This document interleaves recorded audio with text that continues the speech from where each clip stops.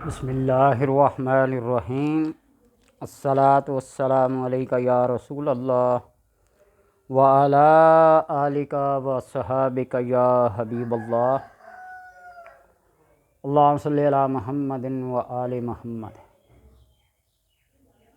حیران کن اور تعجب خیز بات یہ ہے کہ جب ہم کسی چیز کو خریدتے ہیں تو اس کی ظاہری باطنی تمام صفات کو دیکھتے ہیں، نفع اور نقصان کو دیکھتے ہیں، اور جب کسی غلام کو خریدا جاتا تھا،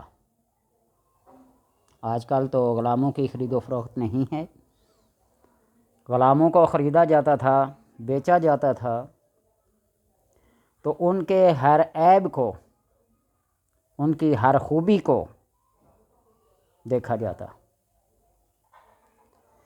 اور خدمت مامورہ جو خدمت ان کے سپرد کی جاتی ہے، اگر ان میں ذرا بھر بھی کوئی کوتاہی کرتا اس کو ڈانٹ دیا جاتا، اس کا کھانا پینا بند کر دیا جاتا، اس کو سزا دی جاتی یا اس کو بیچ دیا جاتا تھا۔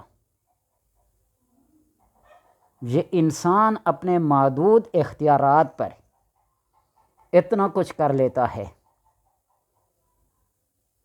تو اسی بات کے اندر یہ بھی بات سوچ لیں کہ وہ قادر مطلق، وہ خالق مالک حقیقی، جب ہم کوئی نافرمانی کرتے ہیں تو ہمارا کھانا پینا کیا بند کرتا ہے؟ ہمیں سزا دیتا ہے؟ ہم سے ناراض ہوتا ہے؟ ہم کو بیچ دیتا ہے؟ اگر ہم کو کسی اور کے آگے بیچ دے تو کیا اس کے لیے ممکن ہے یا نہیں؟ وہ سب کچھ تو کر سکتا ہے۔ تو انسان کو صرف اسی بات پر قیاس کر لینا چاہیے کہ ہم جب کسی کو معاف نہیں کرتے، کسی کا کھانا پینا بند کر دیتے ہیں، بول چال بند کر دیتے ہیں، اس کو ایک چیز کے بدلے دوسری چیز سے بدل دیتے ہیں، تو وہ قادر مطلق بھی تو ایسا کر سکتا ہے، لیکن وہ ایسا نہیں کرتا۔ وَمَا اللَّهُ بِظَلَّامٍ لِلْعَبِيدِ، وہ اپنے بندوں پر ظلم نہیں کرتا، وہ کسی کا کھانا پینا بند نہیں کرتا، وہ ناراض تو ہوتا ہوگا، میں ہوتا ہے اس لیے استعمال نہیں کرتا نا کہ ہم اللہ کو اپنے جیسا نہیں سمجھتے کہ بات بات پر کیا ہو جائے، اس لیے کہ جب بندہ کوئی گناہ کرتا ہے اور ندامت سے، شرمندگی سے اس کے حضور سر بسجود ہو جاتا ہے، اپنی جبین نیاز جھکا دیتا ہے، تو وہ مالک بڑا خوش ہوتا ہے۔ گناہ کر کے معافی مانگنا، جھک جانا، اعتراف کر لینا، اس مالک کو بہت پسند ہے۔ تو اس لیے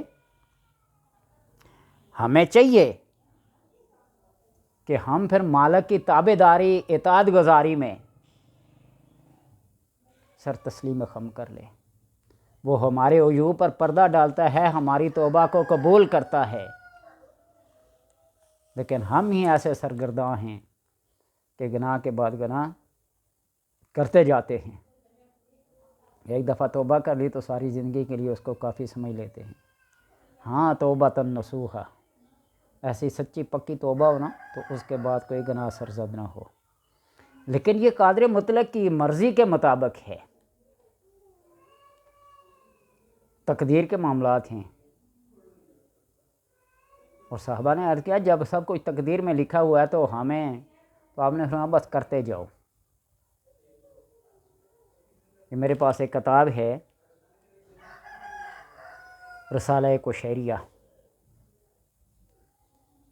اس کے ابتدائی میں دیباچے میں کہیں لکھا ہوا ہے کہ ایک رقاصہ، ڈانسر،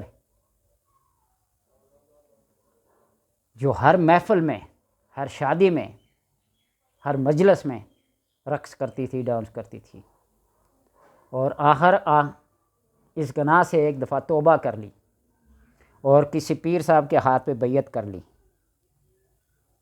اتفاق سے ایک بادشاہ کا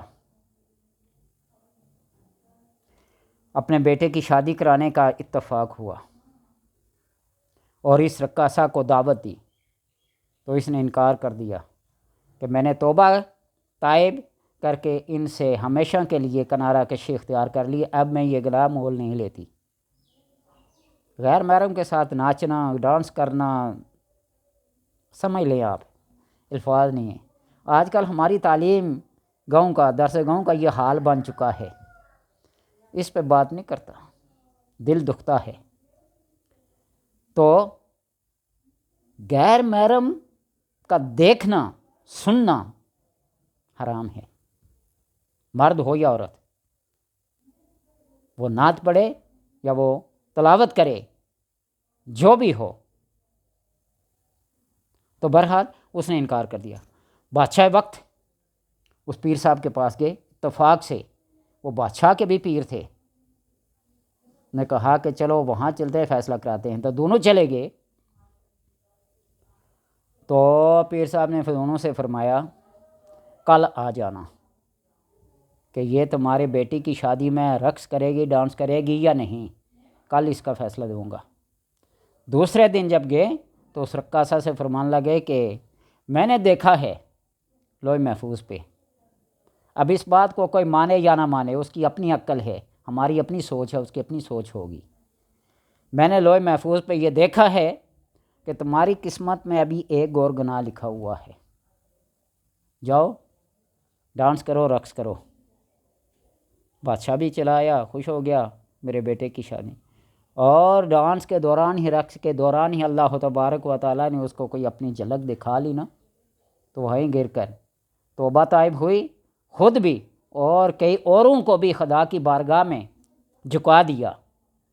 اللہ تبارک و تعالیٰ کا ہر کام ایک حکمت پہ مبنی ہوتا ہے۔ فعل الحکیم لا یخلو عن الحکمہ، حکیم کا جو فعل ہوتا ہے نا وہ حکمت سے خالی نہیں ہوتا۔ تو اس لیے اطاعت و فرمان برداری اسی ذات کے لائق ہے، وہ اسی ذات کی طرف متوجہ ہوتا ہے، اسی کے دامن رحمت میں پناہ ڈھونڈتا ہے۔ جب اس سے کوئی گناہ سرزد ہو جاتا ہے تو وہ اپنے خالق کی طرف رجوع کرتا ہے، اس کی رحمت سے نا امید نہیں ہوتا اور اس کے انعامات کا شکر ادا کرتا رہتا ہے۔ حضرت ابو درداء رضی اللہ تعالی عنہ نے حضرت کعب رضی اللہ تعالیٰ عنہ، اور حضرت کعب کی وہ شخصیت تھی کہ تورات و انجیل و زبور اور قرآن چاروں کتابوں کے حافظ تھے۔ جب ایمان لائے نا تو بہت سوالات کے بعد آپ صلی اللہ علیہ وسلم پر ایمان لایا۔ 3 مشہور سوال پوچھے، پھر کبھی بتاؤں گا۔ تو حضرت ابو درداء نے حضرت کعب سے کہا کہ مجھے تورات کی کوئی ایک خاص آیت سناؤ، تورات کی۔ تو نے جواب میں یہ آیت سنائی کہ رب فرماتا ہے نیکوں کو میرے دیدار کا شوق ہے، نیک کام کرنے والوں کو میرے دیدار کا شوق ہے، اور میں ان کی ملاقات کا ان سے بھی زیادہ خواہش مند ہوں، اور میں ان کے دیدار کا زیادہ خواہش مند ہوں۔ حضرت کعب نے کہا کہ اس آیت کے حاشیے میں لکھا ہوا تھا، تفسیر میں لکھا ہوا تھا کہ جس نے مجھے تلاش کیا پا لیا، اور جس نے کسی اور کو ڈھونڈا وہ میرے دیدار سے محروم رہا۔ حضرت ابو درداء فرمانے لگے کہ باخدا میں نے حضور صلی اللہ علیہ وسلم سے بھی ایسے ہی سنا ہے، اس لیے نماز کے دوران میں حکم یہ ہے کہ سجدے والی جگہ پہ نظر رکھو، کہیں دائیں بائیں آگے پیچھے اوپر نیچے نہ دیکھو۔ اب رب وہ سجدے والی جگہ پہ ہوتا ہے یا ہر جگہ ہے، لیکن حکم شرع یہ ہے کہ جب نماز کے اندر کھڑے ہو تو سجدے والی جگہ پہ، جس نے کہیں آس پاس دائیں بائیں اوپر نیچے دیکھا تو وہ کسی اور کو تلاش کر، رب کو تھوڑا ہی تلاش کرتا ہے۔ اس مجنوں کی مشہور بات ہے نا کہ کسی نمازی کے آگے سے گزر گیا تو اس نے نماز سے فارغ ہو کر اس کو بلایا، دیکھتا نہیں ہے نماز پڑھ رہا ہوں؟ تو مجنوں نے بھی کیا اپنے انداز میں جواب دیا کہ تم نماز پڑھ رہے تھے، کس کی نماز پڑھ رہے تھے؟ وہ اللہ کے بندے، میں تو دنیا کی کسی خاتون کے عشق میں مبتلا ہوں، مجھے تو ہوش ہی نہیں ہے، مجھے تو اس کے علاوہ کوئی دکھائی نہیں دیتا، تو کس کی عبادت کر رہا ہے؟ میں نے تو تجھے دیکھا ہی نہیں ہے کہ تم یہاں نماز پڑھ رہے ہو، عبادت کر رہے ہو۔ میں تو سرگرداں اپنی لیلا، اپنی محبوبہ کے پاس جا رہا تھا، مجھے کیا پتا تم نماز پڑھ رہے تھے، میں نے تو تمہیں دیکھا ہی نہیں ہے، تمہاری کون سی نماز اور کیسی نماز ہے؟ بس وہ لوہا گرم ہوتا ہے نا، اس کو پیٹا جاتا ہے، جو مرضی سانچے میں ڈال لو ڈھل جاتا ہے۔ بس اس کا بھی کوئی وقت مقرر تھا بارگاہ خداوندی میں رجوع کا، تو اس نے نقطہ پا لیا، محبوب خلائق بن گیا۔ تو اس لیے رب کی تلاش کرو، اسی سے محبت، اسی سے دوستی، اسی سے مانگنا، اسی کے سامنے جھکنا۔ اور میں ہر بندے کو یہ کہتا ہوں کہ یہ جو تم مختلف وظائف پڑھتے ہو، پڑھو ثواب کی خاطر۔ میرے پاس یا کسی عامل کامل کے پاس، کسی پیر صاحب کے پاس جا کر اپنی حاجات کا رونا نہ رہو۔ نبی اکرم صلی اللہ علیہ وسلم کو جب مشکل پیش آتی، کوئی بھی مشکل کشا ہونے کے باوجود تازہ وضو کر کے مصلی بچھاتے، 2 رکعت نماز عطا کرتے، سب کچھ رب کی بارگاہ میں عرض کر دیتے۔ اور میں بھی بندوں کو یہ بتاتا ہوں کہ لمبی چوڑی تسبیحات، کوئی کلام، کوئی آیات نہ آتی ہوں، کم از کم بولنا تو آتا ہے نا، اپنی زبان تو آتی ہے نا، سجدے میں سر رکھ کے اپنی لائیں زبان میں رب سے گفتگو کرنا شروع کر دو، گلے کرو، شکوے کرو، شکر گزاری کرو۔ خالق اور مخلوق کا ایک رابطہ ہے نا، اس کے سامنے اپنی ساری بڑاس نکال دو، جو کہنا چاہتے ہو اسے کہو، چند دن کا معمول بنا لو۔ دن کو سکون نہ ملا، اطمینان نہ ملا دل و دماغ کو، پھر کے نہ، وہ کون سا بدبخت ہوگا جو رب سے باتیں کر کے بھی مطمئن نہ ہو۔ باتیں کرو نا رب سے نماز کے دوران میں، سمیع اللہ لمن حمدہ نہیں کہتے؟ رب اس کی سنتا ہے جو اس کی حمد کرتا ہے۔ سبحان ربی العظیم جس کو کہو گے، آنریبل کوئی بندہ ہو نا، تو اس کو جب سر کہہ کے کرا جاتا ہے، جی جناب، اس کی تعریفات کی جاتی ہے، متوجہ ہوتا ہے، خوش ہوتا ہے۔ تو یہ بات ہے، الحمدللہ رب العالمین الرحمن الرحیم مالک یوم الدین، یہ رب کی تعریف ہی تو ہے۔ اور ایاک نعبد و ایاک نستعین، یہ سورہ فاتحہ کی درمیان والی آیت ہے، رب کے درمیان بھی اور بندے کے درمیان میں یہ آیت مشترک ہے۔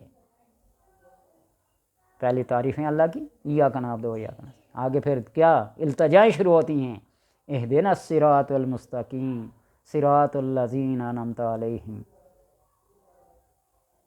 تو اس لیے اس کے آگے جھک جاؤ، مٹ جاؤ، مرنے سے پہلے ہی مر جاؤ، دیکھنا پھر ہمارے کام بگڑے ہوئے سنورتے ہیں یا نہیں۔